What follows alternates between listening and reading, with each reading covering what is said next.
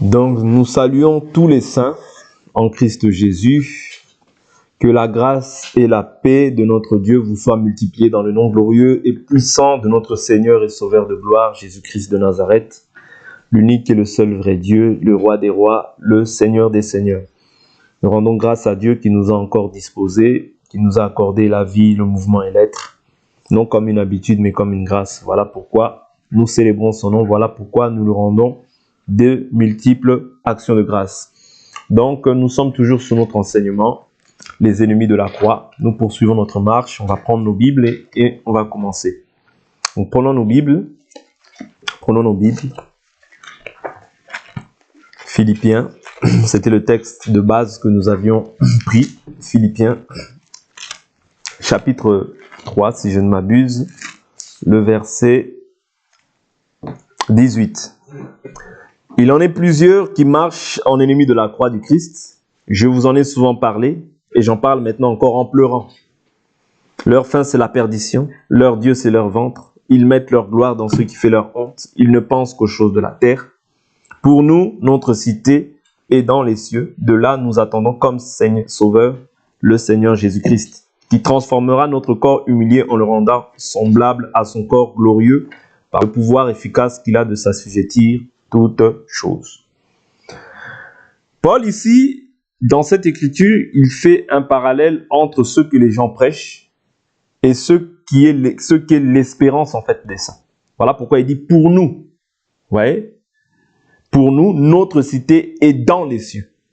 Voilà pourquoi, à la différence de ceux qui ne pensent qu'aux choses de la terre, c'est-à-dire qu'eux, ils présentent un évangile, comme je vous l'ai dit, frelaté, dilué, et qui n'apporte pas le salut. Parce qu'eux, ils vont vous présenter un évangile qui est lié simplement à la terre. Et à la terre. N'oubliez pas qu'Israël, à la différence de nous, nous qui sommes Église, Israël avait les promesses terrestres. Ok? Israël avait les promesses terrestres. Tu seras la tête, non la queue. Quand tu obéiras à mes lois, tu seras la tête, non la queue. Tu seras béni à ton arrivée, béni à ton départ. C'est-à-dire, c'était basé sur des promesses terrestres. Ok? C'était basé sur des promesses terrestres. Mais pas sur des promesses célestes. Mais nous, à la différence d'Israël, Jésus nous dit quoi? Jésus nous dit, cherchez premièrement le royaume des cieux et sa justice. Le reste vous sera donné. C'est-à-dire, quand nous sommes en Jésus, en réalité, nous sommes dans le royaume. Vous voyez? C'est-à-dire, le royaume vient habiter en nous. Luc chapitre 17, 21. On ne dira plus le royaume des cieux est ici ou il est là. Le royaume de Dieu est au-dedans de vous. C'est-à-dire, Jésus, c'est tout un royaume qui vient habiter en toi. Et voilà pourquoi ce royaume-là, quand il vient habiter en toi, il va beaucoup plus t'affectionner, faire en sorte que tu puisses t'affectionner aux choses d'en haut, mais faire mourir les désirs du corps. Mais maintenant, à la différence des gens qui sont les faux prédicateurs, eux, ils vont faire renaître en fait ce que Jésus veut détruire en toi. Vous voyez? Le Fils de Dieu est apparu afin de détruire les œuvres du diable. Ok? Ça, c'est 1 Jean qui nous parle de ça. Le Fils de Dieu est apparu pour détruire les œuvres du diable. Ok? Pour te donner la vie. Mais pour que tu aies la vie, il faut que les œuvres du diable soient détruites en toi. Si les œuvres du diable subsistent en toi, ça veut dire que ce n'est pas vraiment le véritable évangile. Parce que le véritable évangile doit faire en sorte que tu sois crucifié. Or, la crucifixion, ça, c'est des choses qui font mal. Souvent, on ne se rend pas compte de la manière dont Jésus a souffert. Cette souffrance, en fait, c'est ce que tu dois éprouver aussi dans la chair. Cette souffrance, c'est-à-dire les choses que tu affectionnes, c'est-à-dire que tu dois maintenant mourir à ça.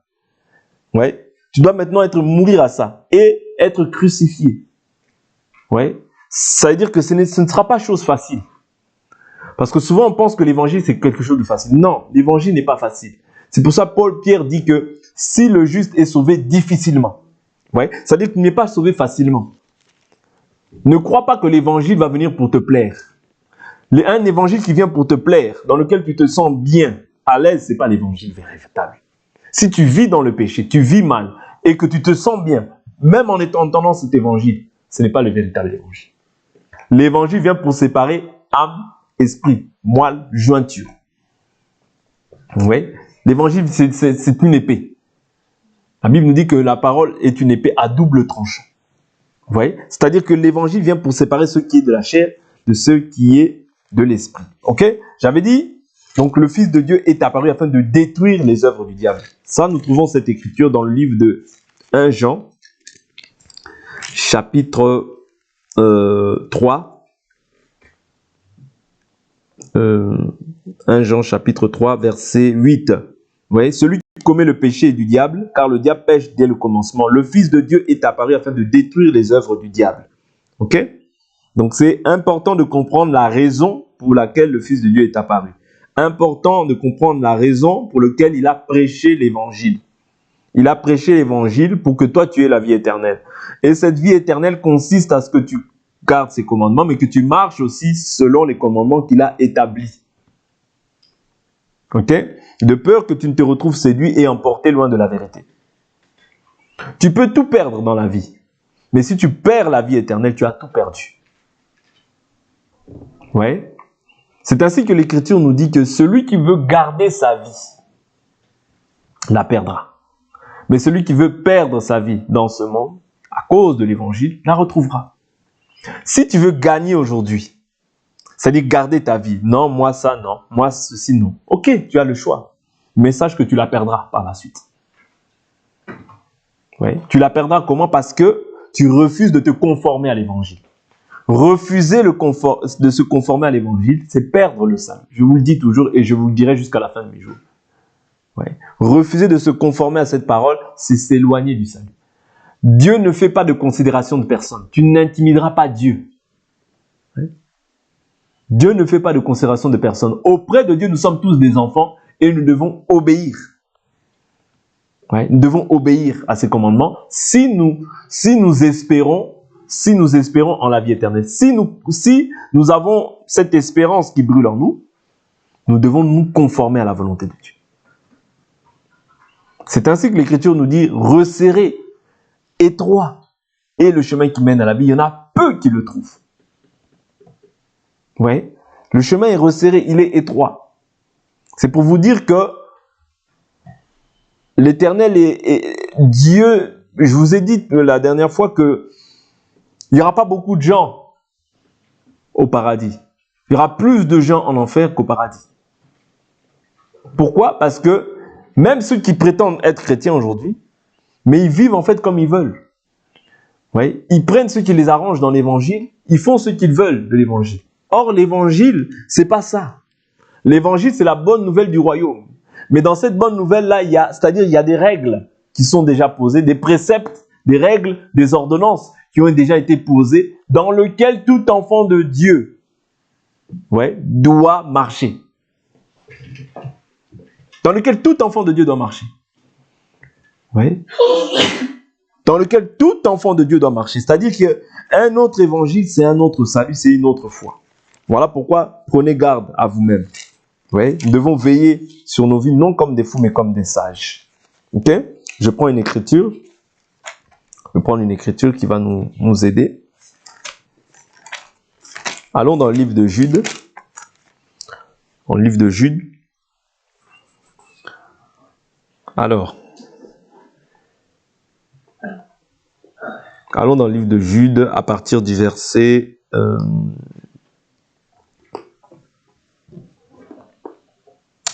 Alors, verset 3, je prends à partir du verset 3, je vais sauter, je ne vais pas tout prendre. Bien-aimés, comme je désirais vivement vous écrire au sujet de notre salut commun, je me suis senti obligé de le faire afin de vous exhorter à combattre pour la foi qui a été transmise aux saints une fois pour toutes. Vous voyez, la foi a été transmise aux saints une fois pour toutes, pas deux. Okay? Car il s'est glissé parmi vous. Il s'est glissé parmi vous certains hommes dont la condamnation est écrite depuis longtemps. Impies. Vous voyez? Qui change en dérèglement la grâce de notre Dieu et qui renie notre seul Maître et Seigneur Jésus-Christ. Je reprends cette écriture. Car il s'est glissé parmi vous certains hommes dont la condamnation est écrite depuis longtemps. Impies, c'est-à-dire pécheurs, okay? Qui changent, Je vous ai toujours dit que le rôle du diable ou bien des serviteurs du diable, c'est de changer. Vous voyez? Il change en dérèglement la grâce de notre Dieu et qui renie notre seul Maître et Seigneur Jésus-Christ. Vous voyez? Qui change en dérèglement. Ok? Là où Dieu va dire c'est comme ça, eux ils vont dire non, c'est comme ça. Là où Dieu va dire non, ça ne fait pas ça, eux ils vont permettre ces choses-là. Quand quelqu'un agit comme ça, c'est-à-dire il veut corriger Dieu. Or, on ne corrige pas Dieu. Qui es-tu toi, vase modelé? Vous voyez? Qui es-tu toi pour contester avec ton Créateur? Ça, c'est Romain qui nous parle de ça. Tu ne peux pas contester avec ton Créateur. Tu n'as même pas un mot à dire devant ton Créateur. Tu n'as même pas un mot à dire. Devant Dieu, on se soumet. Ok? Donc, qui renie notre seul Maître et Seigneur Jésus-Christ. Je vous avais dit que lorsqu'on change, c'est-à-dire on renie Dieu. Renier Dieu, c'est pas simplement dire je renie Jésus. Non. Renier Dieu, c'est ôter une pierre. Quand tu ôtes une pierre, tu as déjà renié Dieu. Quand tu ajoutes, tu as déjà renié Dieu. Il dit, à vous qui connaissez tout cela, une fois pour toutes, je veux vous rappeler que le Seigneur, vous voyez, à vous qui connaissez tout cela, ok, à vous, aux saints qui connaissent tout cela, vous voyez, il dit, je veux vous rappeler que le Seigneur, après avoir sauvé le peuple d'Israël du pays d'Égypte, a fait ensuite périr les incrédules. Les incrédules, c'est ceux qui ne croient pas. Vous voyez? Il dit quoi? Après avoir sauvé le peuple d'Israël du pays d'Égypte. C'est-à-dire, il y en a qui sont sauvés. Mais il a fait périr qui? Les incrédules. Ceux qui ne croient pas. On te prêche, tu ne crois pas. Oh non, moi je ne crois pas. Moi je ne suis pas convaincu. La Bible a tout dit. Noir sur blanc. Et la Bible nous dit à la fin que celui qui est juste, qu'il soit encore juste. Celui qui se souille davantage. Mais que celui qui est saint se sanctifie davantage. Si tu prétends être saint, tu dois te sanctifier davantage. La sanctification est progressive. La souillure aussi est progressive. Mais celui qui est juste aussi, qu'il demeure encore juste. Mais Jésus dit, voici je reviens bientôt. Ma rétribution, elle n'est pas avec les souillés, elle est avec les justes. Donc si tu es saint, toi sanctifie-toi, toi ne regarde pas l'autre. Parce que devant Dieu, tu ne seras pas devant ton père, ta mère, ni qui que ce soit. Non, toi devant Dieu, tu seras toi et ton Créateur. Voilà pourquoi, suis la parole, suis ce que Dieu dit. Dieu ne fait pas de considération de personne. Oh oui, tu sais, non. Devant Dieu, tu seras toi seul et ton Créateur. Prépare-toi à la rencontre de ton Créateur. C'est aujourd'hui que tu te prépares. Tu ne sais pas ce qu'un jour peut enfanter. Tu ne sais pas. Ouais, tu ne sais pas. Donc, il nous dit quoi? Donc, qui a fait périr les incrédules. Les anges qui n'ont pas gardé la dignité. Là, il parle des anges. Qui n'ont pas gardé la dignité de leur rang, mais qui ont quitté leur propre demeure. Il les a gardés dans des chaînes éternelles. Ouais, il les a gardés dans des chaînes éternelles. Vous voyez? Dans des chaînes perpétuelles, au fond des ténèbres, en attendant le grand jour du jugement. De même Sodome et Gomorrhe et les villes voisines qui se livraient de la même manière à la débauche et recherchèrent des unions contre nature. Vous voyez? Homme avec homme, femme avec femme. C'est ce que nous voyons aujourd'hui. Et ces choses-là sont des signes pour nous que le Seigneur est à la porte. Vous voyez? Sont donnés en exemple, soumis à la peine d'un feu éternel. Malgré cela, ces hommes aussi, dans leur rêverie, souillent la chair, méprisant l'autorité du Seigneur, injuriant les gloires. Vous voyez? Ces hommes qui prêchent la parole, ils font quoi? Ils souillent la chair, ils méprisent l'autorité du Seigneur. Parce que quand tu vis, ce n'est plus toi qui vis, c'est Christ qui vit en toi. Quand tu souilles ce corps, tu souilles Dieu, tu souilles le temple du Saint-Esprit. Parce que tu as été racheté. Tu ne t'appartiens plus à toi-même. Ouais, tu es esclave de Christ. Toutes les actions que tu poses doivent être maintenant contrôlées par la parole. Tu ne peux pas faire ce que tu veux avec ce corps. Ce corps ne t'appartient plus. Quand tu as mis la main à la charrue, tu ne t'appartiens plus à toi-même. Tu appartiens maintenant à ton maître. Voilà pourquoi tu rendras des comptes de la manière dont tu as vécu dans ce corps. Tu ne peux pas faire n'importe quoi. Oh, je fais ce que je veux avec mon corps. Non. Quand tu crois que tu es en Christ, tu crois que tu es en Christ, conforme-toi. Ok? Donc il dit quoi? J'étais au verset 9. Or, lorsqu'il contestait avec le diable et discutait au sujet du corps de Moïse, l'archange Michel n'osa pas porter contre lui un jugement injurieux. Mais il dit que le Seigneur te réprime. Eux, au contraire, ils parlent de manière injurieuse de ceux qu'ils ignorent et ceux qu'ils savent par instinct, comme des animaux sans raison. Ouais. Ne sert qu'à les corrompre. Malheur à eux, car ils ont suivi la voie de Caïn. Ouais. Ils ont suivi la voie de Caïn. C'est dans l'égarement de Balaam que pour un salaire, ils se sont jetés. Ouais. C'est-à-dire Balaam s'est égaré. Pourquoi? Pour un salaire. Ok? Ils se sont jetés et c'est par la révolte de Corée qu'ils ont péri. Donc Dieu identifie, prend ces personnages. Caïn, Balaam, Corée, vous voyez, qui ont été rebelles à la parole de Dieu et ils se sont égarés. D'autres ont péri. Vous voyez? Balaam s'est égaré par un salaire. Qu'est-ce qui a été sa finalité? Il est mort à la guerre. Ok? Caïn c'est-à-dire par jalousie, il a tué son frère. Vous comprenez? Et la Bible dit qu'il était du diable. Vous voyez? Corée, par la révolte qu'il a manifestée à l'égard de Moïse, vous voyez? Ils sont morts. La terre s'est ouvrie et ils sont entrés morts. C'est-à-dire ils sont entrés dans le séjour des morts, c'est-à-dire vivants. Voilà pourquoi on ne se moque pas de Dieu. Ce qu'un homme sème, il le moissonnera. Ce sont les écueils de vos agapes, où sans crainte ils festoient et se repaissent, nuées sans eau, emportés par les vents, arbres d'automne sans fruits, 2 fois morts, déracinés. 2 fois mort, ça veut dire quoi?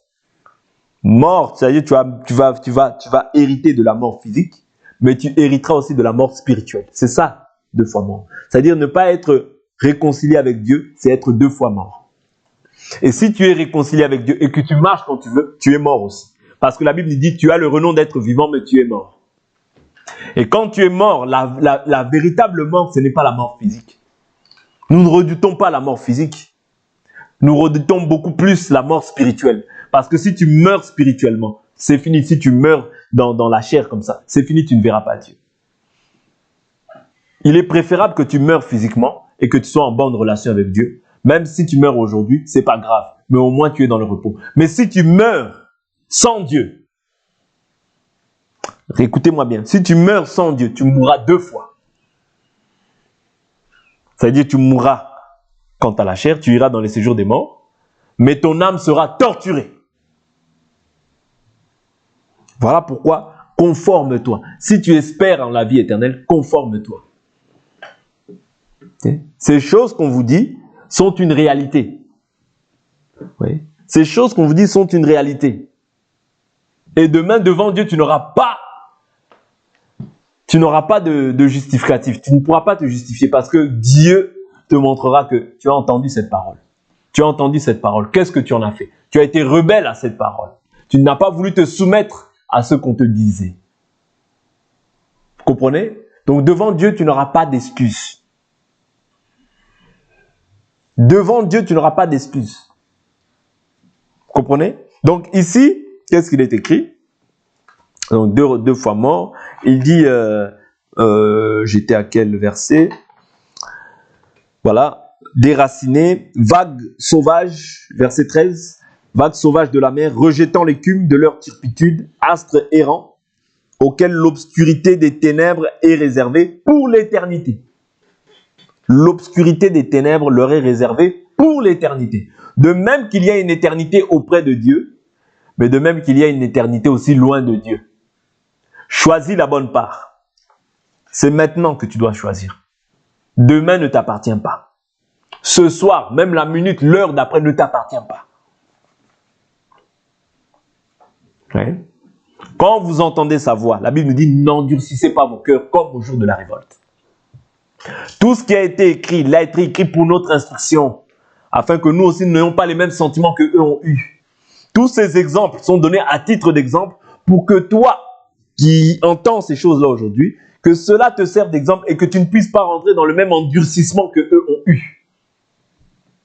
Ok? C'est très important. Donc ici, qu'est-ce qu'il nous dit par la suite? Il nous dit, je prends le verset 14, c'est aussi pour eux qu'Enoch, le 7e patriarche, depuis Adam, a prophétisé en ces termes. Voici que le Seigneur est venu avec ses saintes myriades pour exercer le jugement contre tous et pour faire rendre compte à tous les impies de tous les actes d'impiété qu'ils ont commis et de toutes les paroles dures qu'ont proférées contre lui les pécheurs impies. Ce sont des gens qui murmurent, des mécontents, qui marchent selon leur convoitise, dont la bouche parle avec grandiloquence et qui flattent les gens par intérêt. Mais vous, bien-aimés, souvenez-vous des prédictions faites par les apôtres de notre Seigneur Jésus-Christ. Il vous disait, à la fin des temps, il y aura des moqueurs. Il y aura des moqueurs.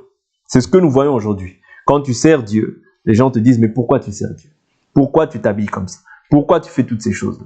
Si tu n'as pas l'esprit, si tu n'es pas vraiment enraciné en Christ, tu vas céder aux caprices des gens et tu vas faire comme les gens. Et en cela, quand tu fais cela, tu es en abomination à l'Éternel. Tu es comme la femme de Lot. C'est-à-dire tu es sorti de Sodome et Gomorrhe, mais ton cœur, tes pensées sont encore à Sodome.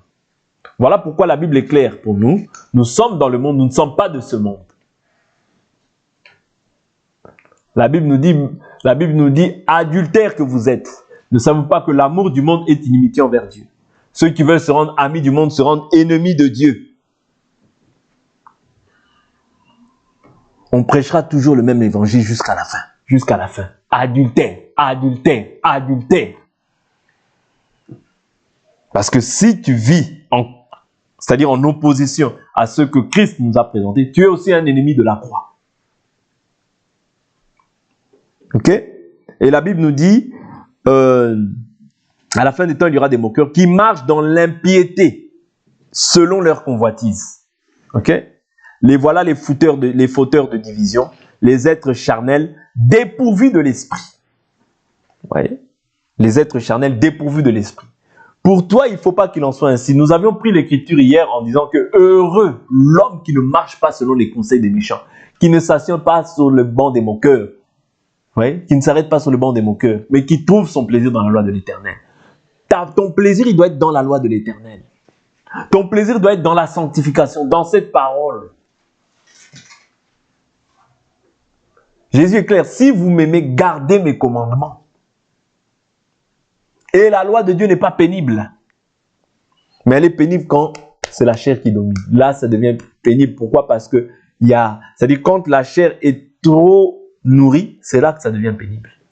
Parce que tu vas voir quelqu'un qui s'efforce à vivre, mais qui ne place pas sa foi dans celui qui a la capacité de pouvoir lui donner cette vie-là. Or, celui qui a la capacité de pouvoir te donner la vie, ce n'est que le Saint-Esprit.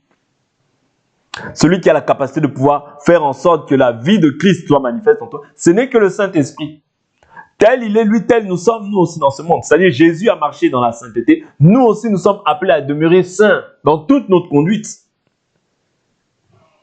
Qu'on ne vous trompe pas. Oui. Qu'on ne vous trompe pas. C'est ainsi que la Bible dit que les mauvaises compagnies corrompent les bonnes mœurs. Ok? Les mauvaises compagnies corrompent les bonnes mœurs. Donc ces choses-là sont les partages des saints. Si tu crois, tu verras la gloire de Dieu. Oui. Faisons attention parce que ceux qui pullulent à la surface de la terre aujourd'hui, c'est l'évangile commercial. C'est l'évangile qui ne sauve pas. C'est l'évangile qui éloigne, en fait, qui t'éloigne de la communion avec Dieu. Et Dieu, dans son amour, il veut que tous les hommes soient sauvés, qu'ils parviennent à la connaissance de la vérité. La Bible est claire. Qu'est-ce qu'il nous dit là? Qu'est-ce qu'on dit le livre de Pierre? Prenons un peu le livre de Pierre. Prenons un peu le livre de Pierre. Je prends 2 Pierre chapitre 3. L'Écriture nous dit quoi? Verset 1. Voici déjà, bien-aimés, la seconde lettre que je vous écris. En toutes deux. Je fais appel à des souvenirs pour éveiller en vous une claire intelligence, afin que vous vous souveniez des prédictions des saints prophètes et du commandement du Seigneur et Sauveur transmis par vos apôtres. Pourquoi Pierre du moins insiste surtout sur les rappels, Parce que même Dieu, lorsque par le biais de Moïse, lorsqu'il leur a transmis la loi, qu'est-ce qu'il disait à Moïse? Tu annonceras ces choses-là quand tu seras en voyage, quand tu seras dans ta maison. Tu transmettras cette loi à tes enfants et aux enfants de tes enfants. Vous voyez? C'est-à-dire que le Père a pour rôle aussi de pouvoir rappeler, enseigner ces choses-là. Rappeler pourquoi? Pour que ces choses-là ne puissent pas s'éloigner de toi.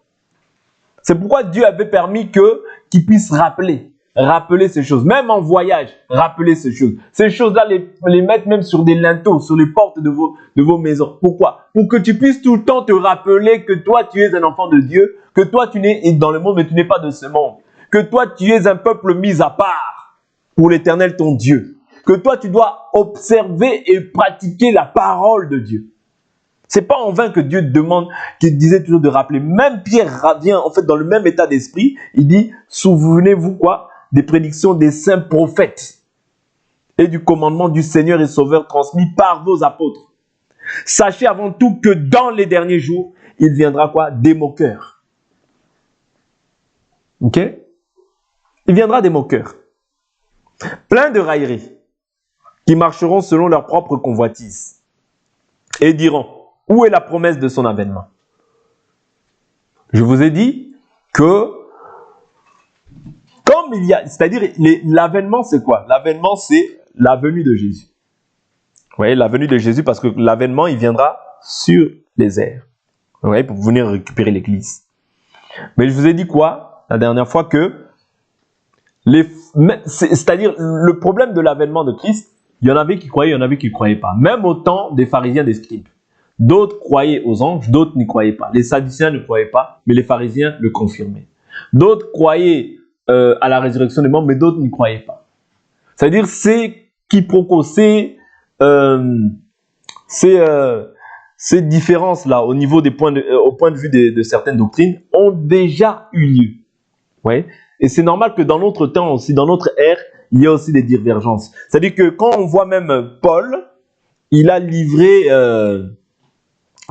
quelques personnes à Satan. Je crois que c'est Hyménée et Philette. Il les a livrés à Satan parce qu'ils prêchaient en fait que le Seigneur était déjà arrivé, or que ce n'était pas le cas. Oui, or que ce n'était pas le cas.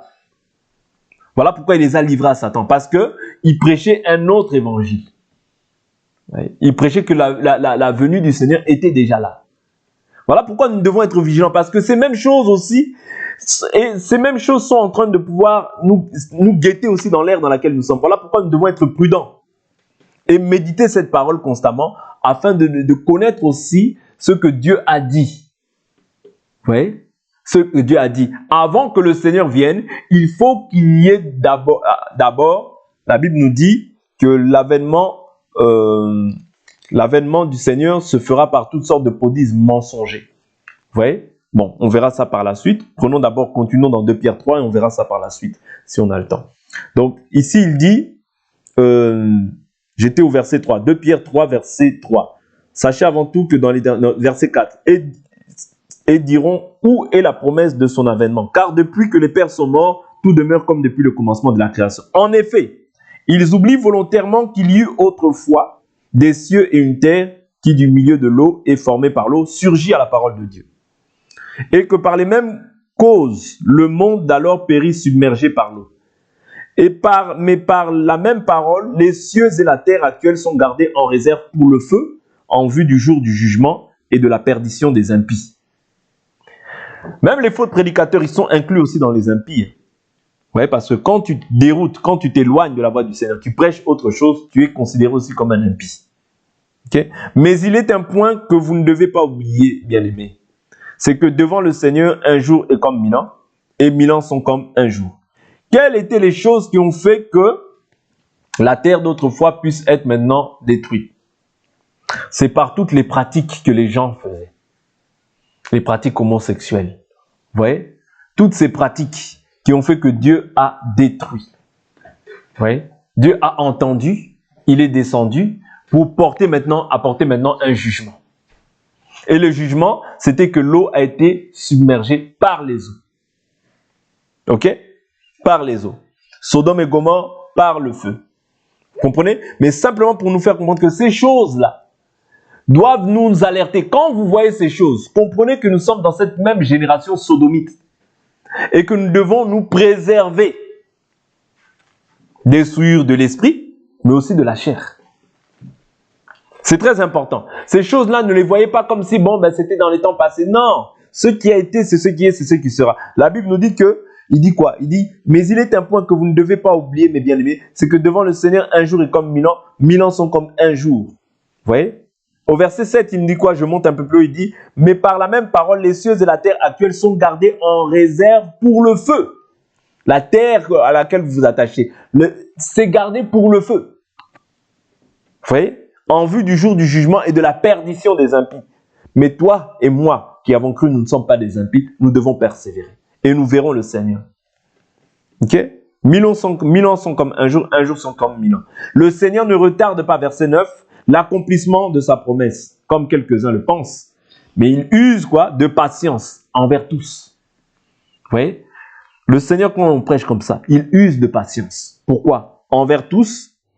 Il ne veut pas qu'aucun périsse, mais il veut que tous arrivent à la repentance. C'est ça la raison pour laquelle le Seigneur ne revient pas. C'est-à-dire qu'il use de patience. Pourquoi? Pour que aucun d'entre nous ne périsse, mais que nous parvenions à la repentance. Oui, la repentance. Le jour du Seigneur viendra comme un voleur. Le jour du Seigneur viendra comme un voleur. En ce jour-là, les cieux passeront avec fracas, les éléments embrasés se dissoudront, et la terre avec les œuvres qu'elle renferme sera consumée. Puisque tout cela est en voie de dissolution, combien votre conduite et votre piété doivent être saintes. Oui. Attendez et hâtez l'avènement du jour de Dieu, où les cieux enflammés se dissoudront et où les éléments embrasés se fondront. Mais nous attendons selon sa promesse de nouveaux cieux et une nouvelle terre où la justice habitera. Oui. Nous attendons quoi? Des nouveaux cieux et une nouvelle terre où la justice habitera. C'est ça qui doit être l'espérance d'un enfant de Dieu. Si ton espérance, tu ne la mets plus dans ces choses, ouais, c'est difficile. Tu es le plus malheureux de tous les hommes. Si ton espérance, tu la mets dans les maisons, la Bible nous dit, tu es le plus malheureux de tous les hommes. Ok? Place ton espérance en Dieu. Dieu n'abandonne pas les justes. Oui. Quand tu t'abandonnes à Dieu, Dieu aussi te soutiendra. Quand tu te confies à Dieu, Dieu aussi finira par te répondre. Dieu finira par t'exaucer tôt ou tard. Oui. Mais ne te relâche pas. Malgré les difficultés, ne te relâche pas. Malgré les difficultés, ne mets pas foi à tout esprit. Reste attaché à la véritable parole. Même si elle est dure, mais attache-toi à cette parole. Parce que cette parole-là auquel tu crois, aujourd'hui, tu pleures, mais demain, tu seras consolé. Les gens de ce monde aujourd'hui se réjouissent, mais demain, ils pleureront. Ne perds pas l'espérance. De peur que toi aussi, tu sois classé parmi les ennemis de la croix. Ne te dis pas aussi, non, bon, ben, comme l'esprit qui est en train d'animer, parce que Timothée nous dit quoi? Enfin, du moins Paul nous dit quoi dans les lettres écrites à Timothée? Il dit, l'Esprit dit expressément que dans les derniers temps, plusieurs abandonneront la foi pour s'attacher à des esprits séducteurs et à des doctrines de démons. N'embrasse pas les doctrines de démons parce que tu trouves que la saine doctrine est dure. La saine doctrine, oui, c'est vrai qu'elle est dure, mais elle est vraie. Le problème des gens, c'est qu'ils veulent qu'on leur prêche un évangile bonbon, mais ça sert à quoi si c'est pour te perdre à la fin? Ça ne sert absolument à rien. Qu'on te prêche le mensonge pour te perdre à la fin, ça ne sert absolument à rien. Accepte de souffrir avec Jésus. Porte ta croix avec Jésus et le Seigneur ne manquera pas aussi de pouvoir t'encourager. Quand tu persévères avec Dieu, Dieu est fidèle et juste. Il voit tes souffrances. Il voit tes difficultés. Il voit en fait le sacrifice que tu es pour lui. Dieu te récompensera. Mais si tu veux prendre les raccourcis, faire comme tout le monde, agir comme tout le monde, comment est-ce que tu vas avoir une récompense auprès du Seigneur? Tu n'en auras pas. Oui. Si vous persévérez, là, je prends cette dernière écriture et je m'arrête là. 2 Timothée. 2 Timothée, j'ai rien prévu. 2 Timothée, chapitre 2. Je prends à partir du verset 11. Cette parole est certaine. Si nous sommes morts avec lui, nous vivrons aussi avec lui. Je vous ai toujours dit, la condition, c'est être mort avec lui. Si nous persévérons, nous régnerons aussi avec lui. Si nous le renions, lui aussi nous reniera. Si nous sommes infidèles, lui demeure fidèle car il ne peut se renier. Ok? Si nous persévérons, nous régnerons. Le problème, c'est est-ce que nous persévérons? Ouais. Le problème, c'est de persévérer. Celui qui persévérera jusqu'à la fin, ouais, sera sauvé. Que l'Éternel Dieu nous fortifie, qu'il nous donne encore du courage et de la force, et que nous ne soyons pas de ceux qui empruntent des voies tortueuses, que nous ne soyons pas de ceux qui mettent foi à tout esprit, que nous ne soyons pas de ceux qui couriront après maître sur maître. Pourquoi? Parce qu'ils trouvent l'évangile dur. Non, ne fais pas ça, parce que Dieu te donnera toujours la capacité. Dieu ne te tente pas au-delà de tes forces. Ouais. S'il te demande quelque chose, il sait que tu as la capacité de pouvoir le mettre en pratique. Ne sois pas parmi ceux qui demeurent avec les ennemis de la croix. Parce que je vous ai dit, comme je vous le dis depuis le début de cet enseignement, quand tu embrasses un faux évangile, et toi, et celui qui prêche, si un aveugle conduit un autre aveugle, les deux tombera dans un trou. Que l'Éternel Dieu nous bénisse. On s'arrête là pour aujourd'hui.